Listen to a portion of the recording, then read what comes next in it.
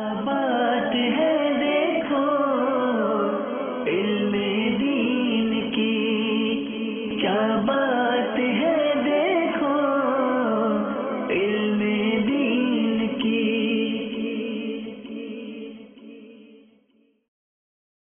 अल्हम्दुलिल्लाहि रब्बिल आलमीन वस्सलातु वस्सलामु अला सय्यिदिल मुरसलीन अम्मा बाद फ़अऊज़ु बिल्लाहि मिनश शैतानिर रजीम बिस्मिल्लाहिर रहमानिर रहीम अस्सलातु वस्सलामु अलैका या रसूल अल्लाह व अला आलिका व अस्हाबिका या हबीब अल्लाह अस्सलातु वस्सलामु अलैका या नबी अल्लाह व अला आलिका व अस्हाबिका या नूर अल्लाह।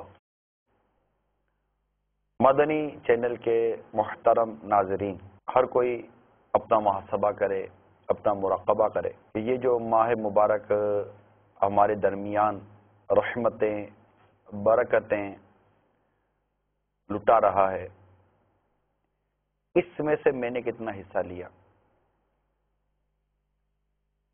वो इबादतों की कमज़ोरी और सुस्ती जो रमज़ान से पहले थी कि अब भी है, मैं इसके लिए आपको एक मियार बयान करता हूँ। वो है मदनी इनामात। मशवरा है, अगर आप कबूल करेंगे तो मैं उम्मीद करता हूँ कि आपको बेहद इससे फ़ायदा और नफ़ा हासिल होगा। आप मदनी इनामात ले लीजिए। एक छोटा सा एक रिसाला है मेरे पास, तो खैर इंग्लिश में है, मगर ये उर्दू इंग्लिश तो मैंने मतलब रखा। वो जब साउथ अफ्रीका का दौरा था तो उस वक्त नीयत की थी कि इंग्लिश में मदनी इनामात को अमल करेंगे ताकि कुछ वर्डिंग वगैरह प्रॉपर हो जाए, कुछ इस्तिलाहात इंग्लिश में भी याद हो जाएं, ताकि बयान वगैरह करने में, इस्लामी भाइयों को समझाने में जो उर्दू नहीं समझे आसानी हो। अलबत्ता उर्दू में ये मदनी इनामात का रिसाला भी मौजूद है। इस्लामी भाइयों का अलग है, इस्लामी बहनों का अलग है, और छोटे बच्चों के लिए भी इसमें तकसीम हुई है। मशवरा ये अर्ज़ कर रहा हूँ कि आप मदनी इनामात लें और रोज़ाना पहले आप एक बार इसको लेकर पढ़ लें, और पढ़कर आप देख लें कि मेरे आमाल की क्या पोजीशन है। अब मैं नहीं कहता कि इसमें सब कुछ है, मगर इसमें बहुत कुछ है। ये आप देख लेंगे तो इंशाअल्लाह आपको अंदाज़ा हो जाएगा। अगर अब तक आपने नहीं देखा, अंदाज़ा हो जाएगा कि मिसाल के तौर पर अगर इसमें इतने मदनी इनाम लिखे हैं तो मैं मतलब 50% है या मेरा 40% अमल है या 63% मेरा इस पर अमल है। तो ये होगा कि आप अब ये देखिए कि अब ग्रेजुअली आप अपने मदनी इनामात की परसेंटेज बढ़ाते चले जाएं। मिसाल के तौर पर इस पर सूरह मुल्क लिखी हुई है, अगर अब तक सूरह मुल्क पढ़ने का मामूल नहीं है तो आपने अगले दिन सूरह मुल्क जो इशा रात को पढ़ी जाती है वो पढ़नी शुरू कर दी। इसमें 313 मरतबा दुरूद शरीफ लिखा हुआ अब तक नहीं था तो आप वो भी अमल शुरू कर दें। तस्बीह फातिमा लिखा है तो वो भी शुरू कर दीजिए।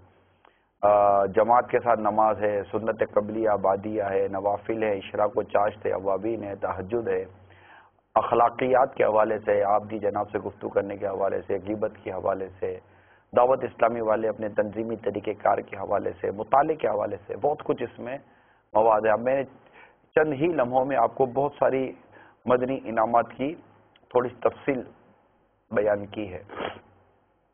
इससे नतीजा ये निकलेगा कि हम अपने आप को ग्रेजुअली आगे लेंगे।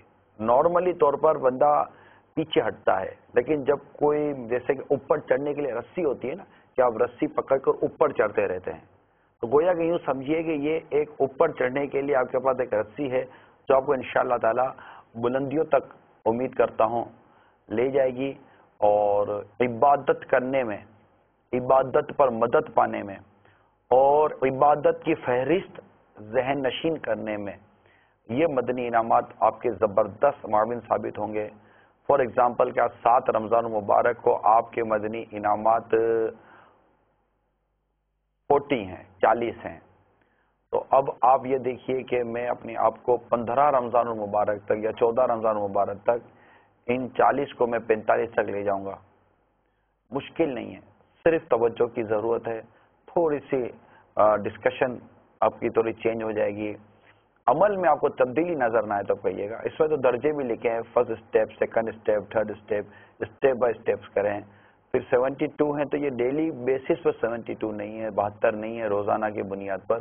اس میں آپ دیکھیں گے تو ڈیلی بیسس روزانہ کی بنیاد پر کچھ اور ہیں، ہفتہ وار بنیادوں پر کچھ اور ہیں، ماہانہ بنیادوں پر کچھ ہیں، اور کچھ اس میں سالانہ بنیادوں پر ہیں. پھر آخر میں مزید اور اسپیشلائز کرنے کے لیے، خصوصیت پانے کے لیے، تو وہ پھر امیر علیہ سنت سے بالخصوص محبت کرنے والوں کے لیے، ایک دل میں چاہت اور ایک رغبت پیدا کرنے کے لیے، امیر علیہ سنت کا دوست اگر بننا چاہتے ہیں آپ، محبوب بننا چاہتے ہیں، منظور نظر بننا چاہتے ہیں، پیارا بننا چاہتے ہیں، اس کے لیے اور مزید تھوڑا سا اس میں پلس کیا گیا ہے تاکہ ہم بعمل بنتے رہیں. غرض صرف یہ ہے کہ ہم نیک بن جائیں، ہم پرہیزگار بن جائیں، ہم متقی بن جائیں اور اللہ کو راضی کرنے میں کامیاب ہوتے چلے جائیں. تو یہ ایک بات تھی کہ آج چونکہ 8ویں شب ہو گئی ہے اور عموماً ہم لوگ بیک فٹ ہوتے ہیں، پیچھے کی طرف جاتے ہیں، اور نیتیں ہم نے چاند رات سے پہلے بہت ساری کی ہوتی ہیں کہ میں یہ کروں گا، میں یہ کروں گا، مگر اس پر روٹین ہم عمل نہیں کر پاتے. ہمارا عمل کرنے کے حوالے سے کمزوری رہ جاتی ہے. جیسے میں نے آپ کو شروع میں عرض کی تھی کہ کم از کم روزانہ کی ایک سورہ یاسین پڑھنے کا معمول بنا لیجئے. کچھ نہیں، میں منیمم آپ کو عرض کر رہا ہوں، ایک سورہ یاسین. غالباً نارملی طور پر جو درست پڑھنے والا ہے، نارملی طور پر وہ 10-12 منٹ میں عموماً سورہ یاسین پڑھ لیتے ہیں. فجر کی نماز کے بعد پڑھ لیں، عصر کی نماز کے بعد پڑھ لیں، جو بھی آپ کو اللہ کی توفیق سے وقت ملے. صرف ایک سورہ یاسین اگر آپ روزانہ صحیح طور پر پڑھنے کی کوشش کریں، یا درست پڑھنے کے لیے پھر مدرسہ کا رخ کریں، مسجد مدینہ بالغان کا اسلامی بھائی جو پڑھاتے ہیں وہاں پر انشاءاللہ تعالی امید ہے کہ آپ کا قرآن پڑھنا درست ہو جائے گا. بات تھوڑی سی وہ عمل کی طرف چلی تھی، تو میں نے چاہا کہ آپ کو مدنی انعامات کا تعارف بھی بیان ہو جائے گا، اور انشاءاللہ تبارک و تعالی ہمیں عمل کا جذبہ بھی اللہ نے چاہا تو نصیب ہو جائے گا. عمل کی توفیق اللہ تعالی ہی عطا فرماتا ہے. ہم نیت اچھی کریں، ہم ارادہ اچھا کریں، ہم دعا کریں اس کی بارگاہ میں کہ وہ دعا قبول کرنے والا ہے. صلو علی الحبیب صلی اللہ تعالی علی محمد. درود شریف پڑھیے، صلی اللہ تعالی علی محمد صلی اللہ تعالی علیہ وسلم. صلاۃ و سلام علیک یا سیدی یا رسول اللہ. میرے پیارے محترم مدنی چینل کے ناظرین، سرکار مدینہ صلی اللہ تعالی علیہ وآلہ وسلم کی دعوت اسلام جو روز بروز ترقی کی طرف گامزن تھی، تو اس سے کفار کے دل میں زبردست عداوت اور حسد بھی بڑھتی چلی جاتی تھی، کیونکہ وہ بنیاد جو تھی وہ حسد بہت زیادہ تھی. پھر فتوحات کے دروازے کھلتے چلے گئے، تو جو ترقی ہوتی ویسے ہی عداوت اور حسد اور دشمنی کا جو رجحان تھا وہ بڑھتا چلا جاتا تھا. 7 سن ہجری میں جب حدیبیہ سے سرکار صلی اللہ تعالی علیہ وسلم واپس تشریف لائے، تو خیبر کے یہودیوں کا ایک وفد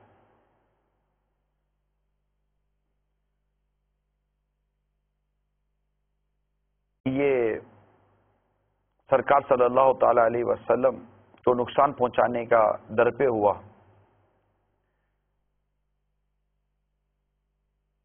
اور ایک مشہور جادوگر تھا لبید ابن عاصم یا عاصم،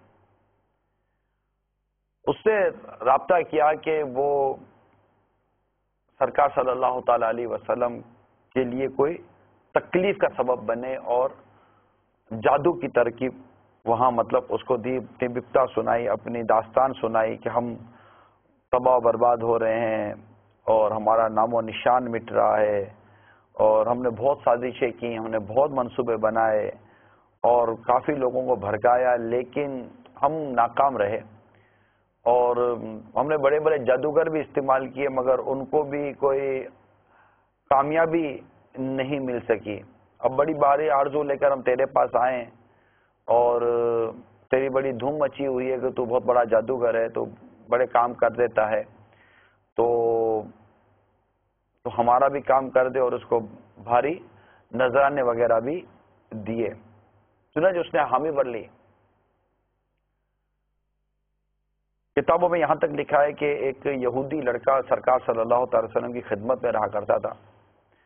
کسی طرح ورغلا کر اس نے حضور صلی اللہ تعالی علیہ وسلم کی کنگھی مبارک کا ایک ٹکڑا اور چند موئے مبارک حاصل کر لیے. اب اس کی بیٹیوں نے جو فن میں بھی اس سے 2 قدم آگے تھیں, جادو کیا اور ان چیزوں کو سر کھجور کے خوشے کے غلاف میں رکھ کر بنی زریق کے ایک کنویں کی تہ میں ایک بھاری پتھر کے نیچے دبا دیا. اب 6 ماہ جب گزرنے لگے تو سرکار صلی اللہ تعالی علیہ وسلم پر اس کے معمولی اثرات ظاہر ہونے لگے. 40 روز گزرے تو تکلیف میں اور اضافہ ہوا. آخری 3 دن میں اور اضافہ ہوا.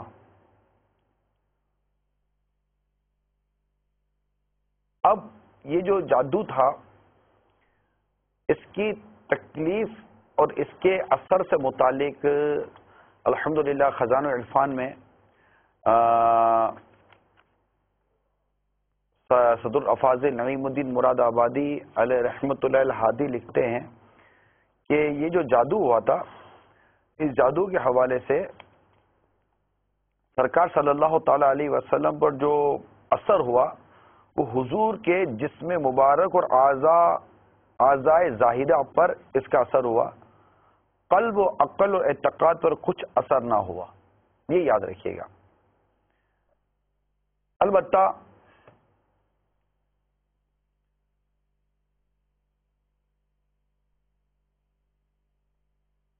جب تکلیف زیادہ بڑھی تو حضور صلی اللہ تعالی علیہ وسلم نے رب عز و جل کی بارگاہ میں دعا کے لیے ہاتھ اٹھائے. اسی رات حضور صلی اللہ تعالی علیہ وسلم کو خواب میں حقیقت حال سے آگاہ کیا گیا. چنانچہ میرے آقا صلی اللہ تعالی علیہ وآلہ وسلم نے ام المومنین عائشہ صدیقہ رضی اللہ تعالی عنہا کو بتایا کہ عائشہ, میں نے اپنے رب سے جس بات کے بارے میں دریافت کیا تھا میرے رب نے مجھے اس کے متعلق بتا دیا ہے. حضرت عائشہ صدیقہ رضی اللہ تعالی عنہا نے عرض کی, یا رسول اللہ صلی اللہ تعالی علیہ وسلم کیا بتایا گیا؟ تو ارشاد ہوا, رات کو خواب میں 2 آدمی میرے پاس آئے, ایک میرے سرہانے بیٹھ گئے, دوسرے پاؤں کے نزدیک. ایک روایت کے مطابق وہ جبرائیل اور میکائیل علیہم السلام تھے. ایک نے دوسرے سے پوچھا, انہیں کیا تکلیف ہے؟ دوسرے نے جواب دیا, انہیں جادو کیا گیا ہے. پوچھا کس نے کیا ہے؟ جواب ملا لبید ابن عاصم نے. پوچھا کس چیز میں؟ بتایا کنگھی کے ایک ٹکڑے اور چند بالوں, اور وہ پورا حال بیان ہوا.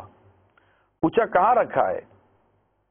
تو کنویں کا پتہ بتایا گیا کہ پتھر کے نیچے اس طرح دبا دیا گیا ہے. پوچھا اب کیا کرنا چاہیے؟ بتائے اس کنویں کا سارا پانی نکال دیا جائے, پھر اس پتھر کے نیچے سے ان چیزوں کو نکالا جائے. تو سرکار صلی اللہ تعالی علیہ وسلم نے فوراً حضرت مولا علی کرم اللہ تعالی وجہ الکریم, عمار ابن یاسر اور حضرت زبیر رضی اللہ تعالی عنہما کو اس مقصد کے لیے اس کنویں کی طرف بھیجا. انہوں نے پانی نکال کر اس کنویں کو خشک کر دیا. اتنے میں حضور صلی اللہ تعالی علیہ وسلم خود وہاں تشریف بھی لے گئے. پتھر کو اٹھایا گیا تو اس کے نیچے سے وہی چیز جو بیان کی گئی تھی وہ برآمد ہوئی, اور چند بال جو تانت کے ایک ٹکڑے میں بندھے ہوئے تھے اور اس میں 11 گرہیں لگی ہوئی تھیں, 11 گٹھان جس کو کہتے ہیں. اسی اسنا میں سیدہ جبریل امین علیہ السلام حاضر ہوئے اور 2 سورتیں سورہ فلق اور سورہ ناس پڑھ کر سنائی اور عرض کیا آپ ان صورتوں کی ایک ایک آیت پڑھتے جائیں اور ایک ایک گرے کھولتے جائیں اور ایک ایک سوئی نکالتے جائیں. چنانچہ دونوں صورتوں کی 11 آیتیں پڑھی گئیں. ان کی تلاوت سے 11 گرے کھلیں اور ساری سوئیاں نکل گئیں، اور سرکار صلی اللہ تعالی علیہ وسلم کی طبیعت میں جو وہ اثرات تھے وہ زائل ہوئے، اور جادو کا اثر بھی زائل ہو گیا. اس پر صحابہ کرام علیہم رضوان نے سرکار صلی اللہ تعالی علیہ وسلم سے اجازت طلب کی کہ اگر آپ ارشاد فرمائے تو ہم اس خبیث کا سر قلم کر دیں. تو آقا مدینہ رحمت للعالمین صلی اللہ تعالی علیہ وسلم نے کچھ یوں ارشاد فرمایا، مجھے تو اللہ تعالیٰ نے شفا بخش دی ہے، میں اپنے لیے لوگوں میں فتنے کی آگ بھڑکانا نہیں چاہتا. یعنی اس پر غور کیجئے کہ میرے آقا صلی اللہ تعالی علیہ وسلم کی شان کس قدر عرفہ و اعلیٰ ہے کہ اپنی ذات کے لیے اپنے جان کے دشمنوں سے بھی کبھی انتقام نہ لیا. میرے مدنی چینل کے ناظرین، ہم نے ابھی جو واقعہ سنا اور اس واقعے کے تحت جن 2 صورتوں کے متعلق ابھی آپ کو بیان کیا گیا وہ سورہ فلق اور سورہ ناس کے حوالے سے، اللہ تبارک و تعالیٰ نے ان 2 صورتوں میں بڑی برکت عطا فرمائی ہے. چنانچہ آپ کو آج سورہ فلق اور سورہ ناس کے حوالے سے کچھ مدنی پھول عرض کرتا ہوں. مدنی پھولوں کی اس مدنی مہک کو اپنے دل کے مدنی گلدستے میں سجانے کی کوشش کیجیے. یہ 2 صورتیں بہت ہی زیادہ فضیلت والی ہیں. حضرت سیدنا عقبہ بن عامر رضی اللہ تعالی عنہ فرماتے ہیں کہ میں نے عرض کیا، یا رسول اللہ صلی اللہ علیہ وسلم، مجھے سورہ ہود اور سورہ یوسف کی آیتیں پڑھائیے. تو رسول اکرم صلی اللہ تعالی علیہ وسلم فرمایا، اے عقبہ بن عامر، تم قل اعوذ برب الفلق سے زیادہ اللہ عز و جل کو محبوب اور اس کے نزدیک زیادہ بلی کوئی صورت ہرگز نہیں پڑھ سکو گے. اگر تم سے ہو سکے تو نماز میں یہ صورت پڑھنا نہ چھوڑو، سورہ فلق اور سورہ ناس. قل اعوذ برب الفلق اور قل اعوذ برب الناس، قرآن مجید کی جو 2 آخری صورتیں ہیں. اسی طرح ایک اور حدیث حضرت سیدنا عقبہ بن عامر رضی اللہ تعالیٰ عنہ سے روایت ہے کہ سرکار مدینہ صلی اللہ تعالی علیہ وآلہ وسلم نے فرمایا، کیا تم جانتے ہو کہ گزشتہ رات کچھ ایسی آیتیں نازل ہوئیں جن کی مثل کوئی آیت نہیں؟ وہ قل اعوذ برب الفلق اور قل اعوذ برب الناس ہیں. جبکہ ابو داؤد شریف کی روایت کے الفاظ یہ ہیں کہ میں رسول اکرم صلی اللہ تعالی علیہ وسلم کے ساتھ جحفہ اور ابوا کے درمیان سے گزر رہا تھا کہ میں شدید آندھی اور تاریکی نے گھیر لیا. تو رسول اکرم صلی اللہ تعالی علیہ وسلم نے قل اعوذ برب الفلق اور قل اعوذ برب الناس کے ذریعے پناہ مانگنا شروع کی اور مجھ سے فرمایا، اے عقبہ، ان دونوں کے ذریعے پناہ مانگا کرو. کسی پناہ چاہنے والے نے اس کی مثل کسی چیز کے وسیلے سے پناہ نہیں مانگی.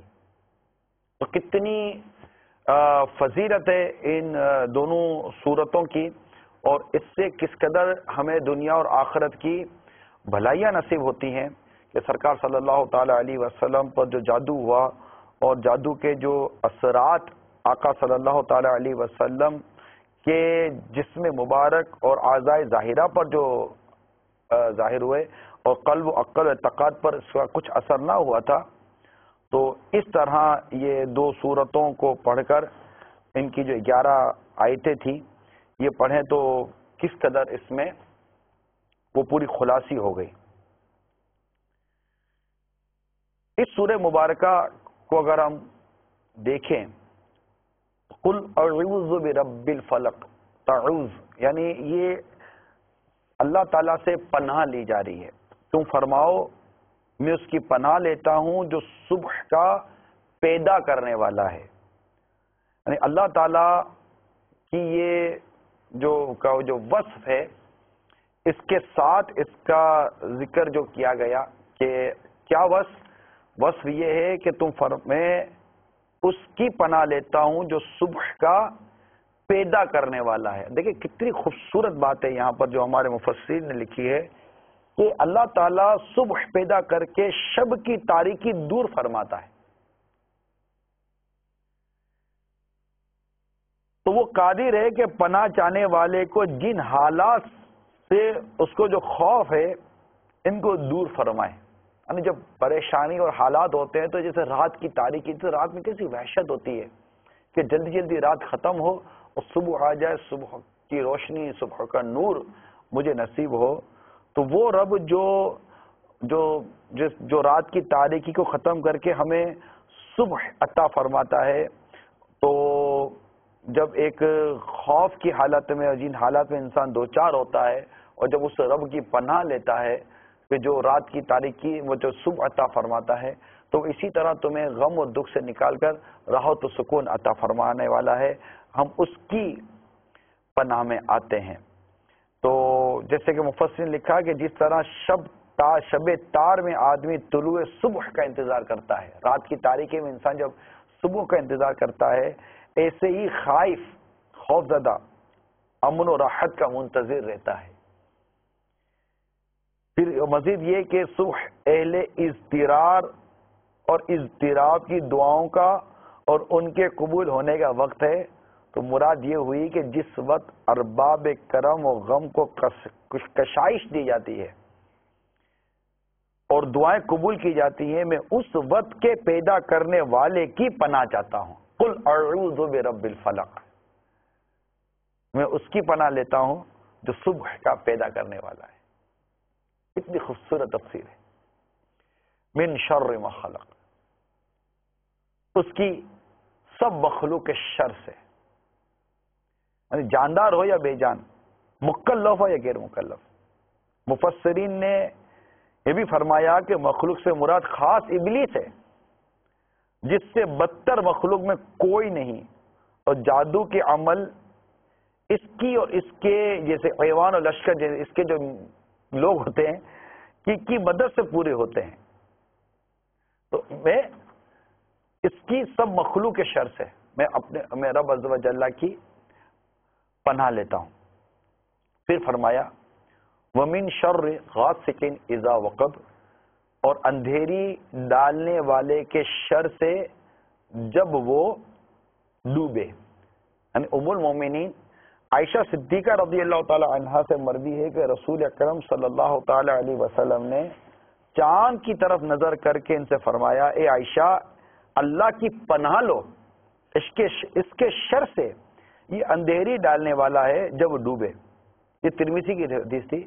یعنی آخر ماہ میں جب چاند چھپ جائے، بڑی کام کی بات ہے، بڑا پیارا مدنی پھول ہے کہ آخر ماہ میں جب چاند چھپ جائے تو جادو کے وہ عمل جو بیمار کرنے کے لیے ہیں اسی وقت میں کیے جاتے ہیں. اب غور سے سنیے، اور اندھیری ڈالنے والے کے شر سے جب وہ ڈوبے. وَمِن شَرِّ النَّفَّاثَاتِ فِي الْعُقَدِ، اور ان عورتوں کے شر سے جو گروہوں میں پھونکتی ہیں. یعنی جادوگر عورتیں جو ڈوروں میں گرے لگا کر ان میں جادو کے منتر پر پھونکتی ہیں، جیسے کہ لبید کی لڑکیاں، جس کا میں نے ابھی کچھ دیر پہلے بیان کیا. اس کے آگے ایک مسئلہ لکھتے ہیں صدر الافاضل نظیم الدین مراد آبادی علیہ رحمت الحادی کہ یہ جو تعویذ گنڈے وغیرہ جو کہتے ہیں یہ بنانا اور ان پر گرے لگانا آیت قرآن یا اسماء الہیہ دم کرنا یہ جائز ہے. تاکہ یہ بات بیان کر رہا ہوں تاکہ کوئی غلط فہمی یا وسوسہ ہو تو وہ دور ہو جائے. جمہور صحابہ تابعین اسی پر ہیں، اور حدیث عائشہ رضی اللہ تعالی عنہا میں ہے کہ جب حضور صلی اللہ تعالی علیہ وسلم کے اہل میں سے کوئی بیمار ہوتا تو حضور یہ صورتیں پڑھ کر اس پر دم فرماتے. اس پر اور طویل مواد موجود ہے، لیکن وہ جادو کا اس میں موضوع الگ ہے. اس میں یہ تعویذات وغیرہ جس کو ہم روحانی علاج بھی کہتے ہیں وہ اس کا ایک پورا موضوع الگ ہے کہ روحانی علاج کی جو شرعی حیثیت ہے تعویذات کی جو شرعی حیثیت ہے، دم درود جس کو ہم کہتے ہیں اس کی جو شرعی حیثیت ہے، الحمدللہ عز و جل دعوت اسلامی کے ماحول میں یہ تعویذات اور اورات اور دم وغیرہ کی ترکیب ہوتی ہے، دھاگے وغیرہ بھی دیے جاتے ہیں، پاؤں پر باندھنے کے دھاگے دیے جاتے ہیں، اور بھی بہت سارے ایسے عملات ہیں، پیسے نہیں لیے جاتے۔ دعوت اسلامی کے مدنی ماحول میں اس کام کی رقم نہیں لی جاتی، پیسے نہیں لیے جاتے، فی سبیل اللہ یہ کام کیا جاتا ہے۔ تعویذات وغیرہ اور دم وغیرہ کیے جاتے ہیں، اوراد دیے جاتے ہیں کہ یہ پڑھ لیجیے، یہ پڑھ لیجیے، یہ پڑھ لیجیے، اس سے یہ شفا ہوگی، یہ شفا ہوگی، یہ شفا ہوگی۔ تو ایسے بہت ساری چیزیں ہوتی ہیں، قرآن کی آیتیں سے ملتی ہیں، حدیث پاک سے ملتی ہیں، بزرگان دین کے اقوال سے ملتی ہیں، اور وہ جائز چیزیں ہوتی ہیں جن میں کوئی مطلب کفر و شرکیہ باتیں، غیر شرعی باتیں نہیں ہوتی۔ تو اس طرح کی چیزیں دے کر لوگوں کو نفع ہوتا ہے، لوگ اس کو استعمال کرتے ہیں۔ وسوسوں میں آنے کے بجائے اس کے استعمال کرنے کی ضرورت پڑے تو استعمال کر لینا چاہیے، بہت فرق پڑتا ہے۔ میں نے تو ہیپاٹائٹس سی کے مریضوں کو صحیح ہوتے ہوئے دیکھا ہے، جی ہاں، ہیپاٹائٹس سی کے مریضوں کو صحیح ہوتے ہوئے دیکھا ہے۔ ہم دیکھتے ہیں کہ جب اللہ کا ایک نیک بندہ جو اللہ تعالیٰ کا ذکر کرتا ہے، اس کی فرما برداری کرتا ہے، اور جب میں نے اس سے روٹی پہ دم کرایا اور کسی کو دیا تو وہ صحیح ہو گیا۔ جی ہاں، میں امیر علیہ سنت کی بات کر رہا ہوں۔ جیسے امیر سنت ابھی کھانا کھا رہے نا، ایک مرتبہ یہی کیا تھا کہ امیر علیہ سنت اسلامی بھائی تھے ہمارے، بیمار تھے، ان کے گھر میں ان کے بچوں کی امی بیمار تھیں، صحیح نہیں ہو رہی تھی، روٹی لی پاپا کو دم کر دیں۔ مجھے پہلے کے کچھ واقعات پتا تھے، روٹی لی دم کر کے ان کو دی۔ اب اللہ اور اس کی اللہ کا نام لے کر امیر علیہ سنت روٹی پہ دم کر دیتے، درود شریف پڑھ کر، کچھ بھی پڑھ کر، ایک مطلب کوئی ورد کو وظیفہ پڑھ کر روٹی پہ دم کر دیا۔ جب لوگوں نے، مریض نے کھایا، صحیح ہو گیا۔ تو جب اللہ کے نیک بندوں جب اللہ کا نام لے کر دم کرتے ہیں تو اس کی کتنی برکت ہوتی ہے۔ تو جب کسی چیز پر اللہ کا نام لکھا جائے، اور جو حدیث پاک میں جو اوراد و وظائف لکھے جائیں تو اس کی کتنی برکت ہوگی۔ یہ پورا موضوع ہے۔ کبھی اسی ماہ میں موقع ملا تو مدنی پھولوں کی مدنی مہک میں انشاءاللہ تعالی اس موضوع کو اور جادو کے موضوع کو بھی نیت ہے میں انشاءاللہ تعالی کبھی لے کر حاضر ہوں گا، تاکہ جادو کے حوالے سے بھی جو مسکنسیپشنس ہیں، ہمارے غلط فہمی ہے، وہ دور ہوں۔ جادو ہے، جادو ہوتا ہے، مگر جادو سے بچنے کی صورتیں بھی ہمیں عطا کی گئی ہیں، اور جس سے کہ یہ جادو ہی ہوا تھا، مگر اس کا کیسے یہ جادو کہ اس کے اثرات زائل ہوئے یہ بھی ہم دیکھ رہے ہیں۔ البتہ اسی سورہ مبارکہ میں، سورہ فلق کے آخری اس میں آیت میں وَمِن شَرِّ حَاسِدٍ إِذَا حَسَدَ، اور حسد والے کے شر سے جب وہ مجھ سے جلے، یعنی حسد والا وہ ہے جو دوسرے کے زوال نعمت کی تمنا کرے۔ یہاں حاسد سے مراد یہود ہیں جو نبی پاک صلی اللہ تعالی علیہ وسلم حسد کرتے تھے، یہ خاص لبید بن عاصم یہودی۔ مزید لکھتے ہیں حسد بدترین صفت ہے، اور یہی سب سے پہلا گناہ ہے جو آسمان میں ابلیس سے سرزد ہوا اور زمین میں قابل سے۔ کہ ابلیس نے حسد کیا حضرت آدم علیہ السلام سے، جب اللہ تعالیٰ نے آدم علیہ السلام کو مقام و مرتبہ عطا فرمایا اور تمام فرشتوں سے کہا کہ آدم کو سجدہ کرو، ابلیس نے سجدہ نہیں کیا، سجدہ نہیں کیا۔ وجہ بتاؤ، اس کے وجہ میں تکبر بھی تھی، حسد بھی تھا، حسد تکبر بھی لایا نا۔ انا خیر منہ خلقتنی من نار خلقتہ من طین، میں اس سے بہتر ہوں، مجھے آگ سے بنایا، اس سے مٹی سے بنایا۔ حسد کی آگ میں جلا، سجدے سے انکار کیا، اور کان من الکافرین، اور کافروں میں سے ہو گیا۔ قابل نے حابل سے حسد کیا، جس لڑکی سے وہ شادی کرنا چاہتا تھا وہ اس کے لیے لڑکی اس سے شادی کرنا جائز ہی نہیں تھی، وہ تو حابل ہی سے اس کی شادی ہو سکتی تھی، قابل سے جس کی ہو سکتی تھی۔ قابل چاہتا تھا وہ حابل سے جس کی ہوتی مجھ سے کرو، وہاں بھی حسد نے آ کر گھیرا۔ آخر کار قابل نے حابل کا قتل کر دیا، دونوں آدم علیہ السلام کے بیٹے تھے، اور یہ جو قتل کس نے کس کو کیا اس کی پہچان کے لیے کہ قتل قاف سے ہے، اور جس نے قتل کیا اس کا نام بھی قاف سے شروع ہوتا ہے۔ قابل یہ قاتل تھا، اس نے قتل کیا حابل کو، اور وجہ حسد بنی، یعنی کسی کی نعمت کو دیکھ کر یہ تمنا کرنا کہ اس سے وہ نعمت ضائع ہو جائے، اس سے وہ نعمت چھین لی جائے، زوال نعمت کی تمنا کرنا کتنی بری۔ حسد نیکیوں کو یوں کھا جاتی جیسے آگ لکڑی کو کھا جاتی ہے۔ پھر حسد کرنے والے کو کبھی بھلا نہیں ہوتا، کیونکہ حاسد کی سب سے بڑی بدقسمتی یہ ہے کہ اس نے حسد کیا ہے اس کی نعمت کے ساتھ، یعنی جو اس کو اللہ نے نعمت دی ہے اس سے اس کی نعمت کے ساتھ حسد کیا۔ اب جب اس کی نعمت بڑھے گی تو اس کا حسد بھی بڑھے گا۔ مطلب بڑے عجیب و غریب قسم کے لوگ ہوتے ہیں کہ کسی کا گلا بہت اچھا ہے اور پتہ ہے کہ جب یہ کرے گا تو میں رہ جاؤں گا، تو اس کے گلا بیٹھ جانے کی تمنا کرتے اس کا گلا بیٹھ جائے، اس کا گلا نہ گلا رہے گا نہ میری باری ختم ہوگی، یہ بیمار ہو جائے، یہ آئے ہی نہیں، اس کی دولت ختم ہو جائے، اس کی عزت ختم ہو جائے، اس کی شہرت ختم ہو جائے۔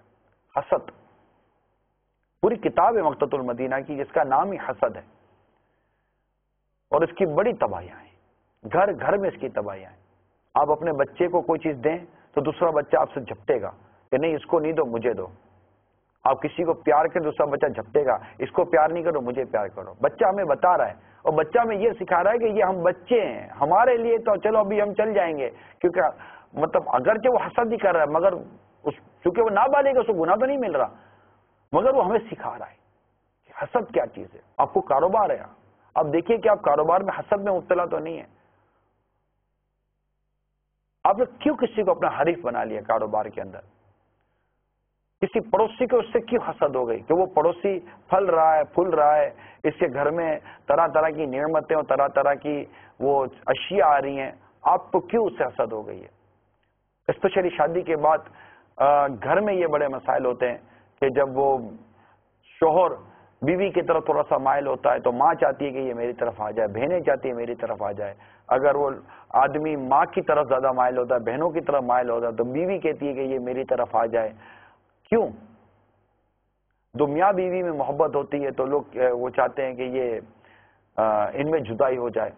مانتا ہوں کہ ہر ذی نعمت حسد کیا جاتا ہے، یعنی جو نعمت جس کو نعمت دی جاتی ہے اس کے حاسد بھی پیدا ہو جاتے ہیں، لیکن ہمیں غور کرنا ہے کہ ہم کسی سے حسد کیوں کریں۔ آپ کہیں گے ہمیں حسد نہیں ہے تو آپ اس کی تعریف کیوں نہیں سن سکتے؟ اس نے وہ گالیاں دی ہیں، نہ آپ کو قتل کیا ہے، نہ آپ کی جائیداد کھائی ہے، آپ کسی کی تعریف سنتے ہیں آپ کو کیوں برا لگتا ہے؟ چلے یہ بتائیے، کوئی بغض ہے، کوئی کینہ ہے، کوئی حسد ہے، کیا چیز ہے؟ کس چیز کی وجہ سے آپ کو اس کا بولنا اچھا نہیں لگتا؟ کس چیز کی وجہ سے اس کی آپ کو شہرت اچھی نہیں لگتی؟ کس چیز کی وجہ سے آپ کو اس کی طرف لوگوں کا مائل ہونا اچھا نہیں لگتا؟ اگر اس نے ایک ہی دو دکانیں لے لی تو بولنے دینا، پھر آپ کو جلن کیوں ہو رہی ہے؟ کیوں جل رہے ہیں آپ؟ حسد جلنا ہی تو ہے، جیلیسی، پروفیشنل جیلیسی پھر کس شے کا نام ہے؟ گھر گھر کیا یہ جیلیسی کے ماحول عموماً نہیں نظر آتے؟ بھائی بھائی میں جیلیسی ہو جاتی ہے، خدا ہوش عقل مند سمجھدار قسم کے بھائی ہوتے ہیں، سمجھدار قسم کی بھائی اور بہنیں ہوتے ہیں، اگر طبعی طور پر اگر باپ کا رخ کسی طرف ہو جائے یا ماں کا رخ کسی طرف ہو جائے پیار و محبت کی وجہ سے، دوسرے بھائی بہنوں کو کیوں حسد ہو گئی؟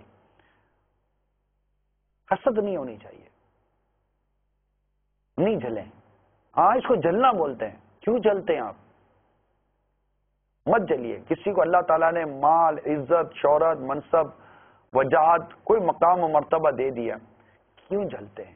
اللہ جس کو چاہے بلندی، ترقی، عزت عطا فرما۔ اب امیر علیہ سنت کو دیکھیں، مطلب ان کا کوئی بیک گراؤنڈ نہیں ہے، جس کو بیک گراؤنڈ کہتے ہیں، نہ مطلب کہ پیچھے سے کوئی ایسا مطلب کہ گدی ہے جس کو پیر خانہ کہتے ہیں یا کوئی ایسا کچھ نہیں، نہ والد صاحب کی کوئی ایسی شہرت تھی، نہ کوئی ایسا مالدار قسم گھرانہ، کوئی ایسا چیز نہیں، ایک نارمل قسم کی ایک فیملی کا، ایک نارمل فیملی، وہ بھی جن کے والد صاحب بچپن میں انتقال کر گئے اور اپنے بھائی پھر انتقال کر گئے، گھر کے کفیل ہو گئے، اور ان کی غربت کی زندگی جس کے گھر میں پنکھا تک نہیں تھا، ایسے شخص نے محنت مزدوری کر کر اور پھر خود کو مذہب کی طرف لا کر کام کیا۔ آج دنیا بھر میں پروانہ وار عاشقان رسول ان کی طرف لپکتے ہیں، اللہ تعالیٰ نے ان کو مقام مرتبہ عطا کیا، تو اللہ تعالیٰ کب کس کو کس طرح مقام و مرتبہ عطا فرما دے اور لوگوں کے دلوں میں اس کی محبت ڈال دے، پیار ڈال دے، عزت ڈال دے، وقار ڈال دے، اس کی عظمت ڈال دے، ہم نہیں جانتے۔ تو اسی طرح کب کس کو کس طرح اللہ تعالیٰ بلندی، مقام، عزت و شہرت عطا فرمائے، اس کے لیے رزق کے دروازے کھول دے، اس کے لیے مال کے دروازے کھول دے، اس کے لیے محبت کے دروازے کھول دے، ہم نہیں جانتے۔ ہم اگر یہ دیکھیں کہ یار یہ راتوں رات یوں ہو گیا، یہ جناب پیسے والا ہو گیا، یہ عزت والا ہو گیا، یہ منصب والا ہو گیا، یہ شہرت والا ہو گیا، تو یہ نہیں ہے مناسب۔ ہمیں حسد سے خود کو بچانا پڑے گا۔ شیطان یہ حسد لاتا ہے، ہمیں خود کو حسد سے آپ کو روکنا پڑے گا، تھوڑی اس پہ اسٹرگل کرنی پڑے گی، آپ کو کوشش کرنی پڑے گی اور دل بڑا رکھنا پڑے گا۔ بلکہ میں تو یہ مشورہ دوں گا کہ کبھی اس طرح کا آپ دیکھیں تو دعا دیں، یا اللہ میرے اس بھائی کو اور عزت اور ترقی اور برکت عطا فرما، اس کو اور بلندی اور عروج عطا فرما۔ نہیں میرے کام آتا، نہیں مجھے لفٹ کرا تھا، کچھ بھی نہیں کرا تھا، ماں چلے واٹ ایور، مگر آپ تو دعائیں دینا۔ آپ کیوں حسد کر کے جل بھن کر اپنی دنیا اور آخرت کو داؤ پہ لگا رہے ہیں؟ نہ کریں اس طرح۔ اللہ تعالی ہم سب کو حسد کی آگ سے محفوظ فرمائے۔ اور جو دوسری صورت ہے وہ تھی سورہ ناس، قل اعوذ برب الناس، تم کہو میں اس کی پناہ میں آیا جو سب لوگوں کا رب ہے۔ سب کا خالق و مالک، اس میں جیسے ہوئے نا کہ سب لوگوں کا رب ہے، تو اس ذکر میں انسان کا خاص اس کا شرف ہے، یعنی اس کی عزت کے لیے ہے کہ انہیں اشرف المخلوقات کیا گیا۔ سب لوگوں ملک الناس، سب لوگوں کا بادشاہ، الہ الناس، سب لوگوں کا خدا، ان کے کاموں کی تدبیر فرمانے والا۔ الہ اور معبود ہونا اسی کے ساتھ خاص ہے۔ من شر الوسواس الخناس، اس کے شر سے جو دل میں برے خطرے ڈالے اور دبک رہے۔ مراد اس سے شیطان ہے۔ یہ اس کی عادت یہ ہے کہ انسان جب غافل ہوتا ہے تو اس کے دل میں وسوسے ڈالتا ہے، اور جب انسان اللہ کا ذکر کرتا ہے تو شیطان دبک رہتا ہے اور ہٹ جاتا ہے۔ الذی یوسوس فی صدور الناس، وہ جو لوگوں کے دلوں میں وسوسے ڈالتے ہیں، من الجنۃ والناس، جن اور آدمی۔ یہ بیان ہے وسوسے ڈالنے والے شیطان کا کہ وہ جنوں میں سے بھی ہوتا ہے اور انسانوں میں سے بھی۔ جیسے شیاطین جن انسانوں کو وسوسے میں ڈالتے ہیں، ایسے ہی شیاطین انس بھی ناصح بن کر، یعنی نصیحت والے بن کر آدمی کے دل میں وسوسے ڈالتے ہیں۔ پھر اگر آدمی ان وسوسوں کو مانتا ہے تو اس کا سلسلہ بڑھ جاتا ہے، وہ گمراہ کرتے ہیں، اور اگر اس سے متنفر ہوتا ہے تو ہٹ جاتے ہیں اور دبک رہتے ہیں۔ آدمی کو چاہیے کہ شیاطین جن کے شر سے بھی پناہ مانگے اور شیاطین انس کے شر سے بھی۔ بخاری و مسلم کی حدیث میں ہے کہ آقا مدینہ صلی اللہ تعالی علیہ وسلم شب کو جب بستر مبارک پر تشریف لاتے تو اپنے دونوں دستے مبارک جمع فرما کر ان میں دم کرتے اور سورہ اخلاص یعنی قل هو اللہ احد اور سورہ فلق اور سورہ ناس پڑھ کر اپنے مبارک ہاتھوں کو سر مبارک سے لے کر تمام جسم اقدس و پھیرتے جہاں تک دست مبارک پہنچ سکتے۔ یہ عمل 3 مرتبہ فرماتے۔ تو اللہ کرے کہ ہمیں بھی اس ادا کو ادا کرنے کی توفیق نصیب ہو جائے۔ انشاءاللہ اس انداز سے ہم بہت سارے شر اور بہت سارے فتنوں سے بچنے میں کامیاب ہو جائیں گے۔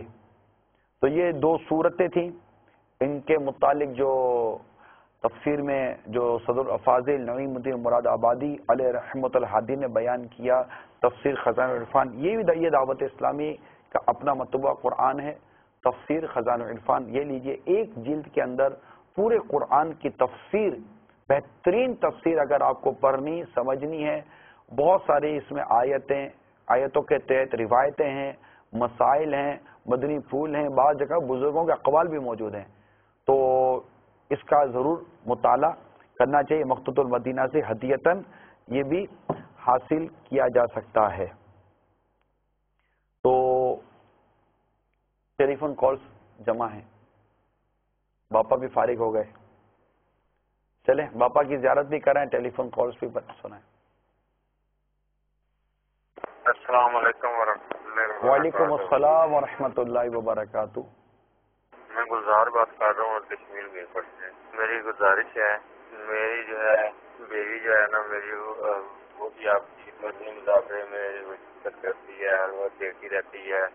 ہمارے گھر میں چینل جو ہے وہ صرف مدنی کا چلتا ہے اور ہماری شادی کو جو ہے نا 10 سال ہو گئے ہیں. ہمارے 5 بچے ہیں. وہ بہت آپ سے اپیل کرتے ہیں کہ آپ دعا کریں ہمارے لیے, اور پاپا جان سے بھی کہیں کہ وہ بھی دعا کریں تاکہ ہمارے یہاں حالات ہو اور ہم جو ہے آپ کو پھر مدنی مذاکرے میں اس کو مدنی منا بنائیں. اس کو ہماری بہت خواہش ہے دلی.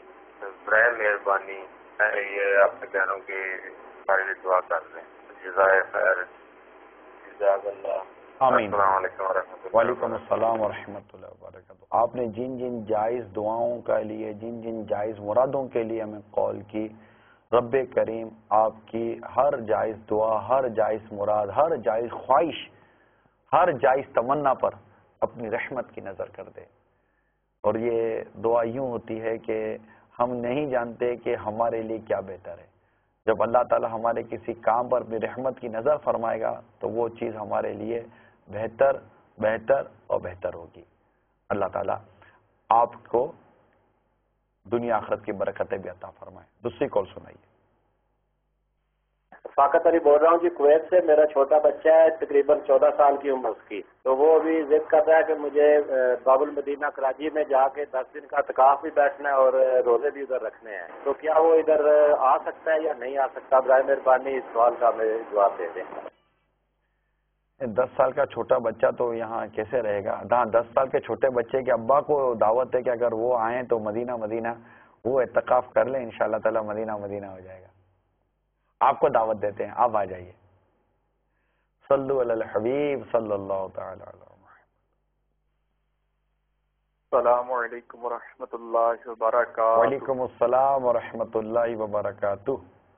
میرا نام شاہد عمران اتاری ہے. میں ملک وال سے عرض کر رہا. مدنی پھولوں کی مدنی مہک میں نے سوال کرنا ہے نگران شورا سے. نوجوانوں کو گناہوں سے بچنا چاہیے. ایک دفعہ سنا تھا کہ امیر علیہ سنت سے کسی نے سوال کیا کہ اولاد کو کس طرح گناہوں سے بچائیں, تو باپا نے یہ فرمایا کہ جس طرح آپ بچوں کو بجلی کی تار سے بچاتے ہیں کہ بیٹا بجلی کی تار ہے قریب نہ جانا شارٹ لگے گی, اسی طرح ہمیں بچوں کو اپنی اولاد کو گناہوں سے بچانا چاہیے. تو اس طرح اگر ہم اپنے اولاد کا ذہن بنائیں تو انشاءاللہ عز و جل ہماری اولاد گناہوں سے بچے گی. نگران شورا کو ہماری طرف سے سلام اور یہ عرض ہے کہ ہمارے لیے دعا فرما دیں. یہ سلسلہ بہت پیارا ہے. مدنی چینل کو اللہ تعالیٰ شاد و آباد رکھے.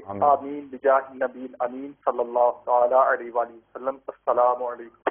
وعلیکم السلام ورحمۃ اللہ وبرکاتہ. ماشاءاللہ پیارا مدنی پھول دیا. اللہ تعالی ہم سب کو گناہوں سے بچنے, اپنی آل اولاد کو گناہ سے بچانے کی توفیق عطا فرمائے. کیا بات ہے دیکھو علم دین کی, کیا بات